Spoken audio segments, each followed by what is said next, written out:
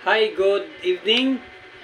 This is my fourth vlog today, 21st of June 2024. This is my hobby. Bago ako matulog, i-vlog ko muna ito. Then mamaya ko i-post.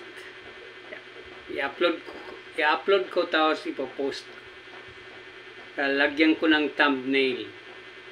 By the way, ang topic natin ngayon ay yung iba yung mahilig sa pera. Hindi naman masama ang pera, pero pag ginudyos mo na ang pera, mapapahamak ka. At para sa akin, walang tatalo sa bayang banal na pangako ng Diyos sa atin dahil lansangan pa lang ginto na.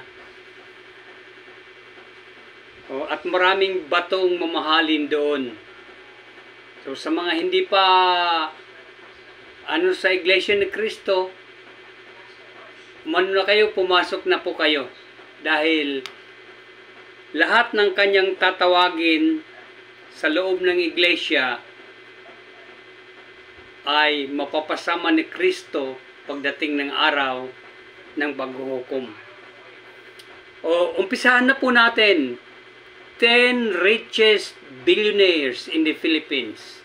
10 na mga mayayamang bilyonaryo dito sa Pilipinas. Number 10 is si Tony Tan Caktiong. Yung may-ari ito ng Jollibee. Kung gusto nyo mag-franchise ng Jollibee, tawag lang kayo sa kanilang main office. Ang kanyang net worth is 1.4 billion. Pag sinabing net worth, minus liabilities. Bawas ng utang roon. At ang pag-uusapan natin, dollar. 56 o 57 ngayon ang dollar. Tanong na lang kayo sa bangko pag mag-deposito po kayo. That is number 10. And number 9 ay si Lucio Tan. Dati si Lucio ay janitor lang yon ng dating Pangulong Marcos Sr. Hanggat nakaimbento siya o nangarap siya na magkaroon ng negosyo na sa sigarilyo. Ngayon, ang laki ng kanyang compound dyan sa Marikina. Siya ang ng champion ng Philip. Ngayon, he has $2.6 billion. Ang pinagsasabi ko rito, dollars i-multiply nyo na lang at least 56 pesos per dollar. Number 8.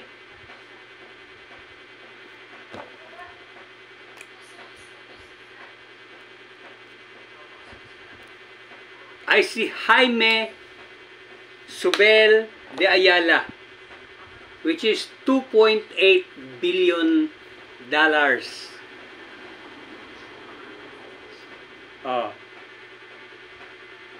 Sa mga kung kapatid ka na nanonood, huwag kang malula rito.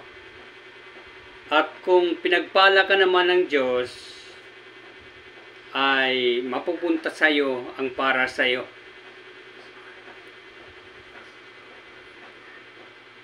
Sino naman ang number 7? Ang number 7 ay Isidro Consonje and siblings. Yan yung ng DMCI, diba? $2.9 billion. Mamaya, i-comment ko sa baba, I mean, i-copy-paste ko sa baba o i-write up ko para hindi nyo makalimutan. Sino naman ang number 6? Ang number 6 is si Lance Gokongwei. Anak ng dating si John Gokongwei. Sila may-ari ng Robinsons, Cebu Pacific, with rib crackling. Lumalagutok sa buto, sa dibdib, ang $3 billion. Sa 50 pesos lang kada dolyar, may 150 billion pesos na. Ang sunod, number 5. Sinong number 5? Ang number 5 ay Aboitiz family. Aboitiz siblings, ika nga, with a whopping $3.15 billion. Billion. Mga bilyonaryo ito, hindi na lang milyonaryo. Bilyonaryo. Noon, sikat na ang milyonaryo. Kasi mababa ang pera noon. Biro mo, ang dollar noon ay 2 pesos. Diba? Noong 70s. Ngayon, 57 pesos na ang dollar.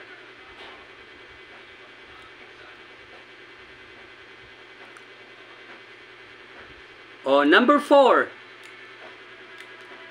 Yung nagre-renovate ngayon ng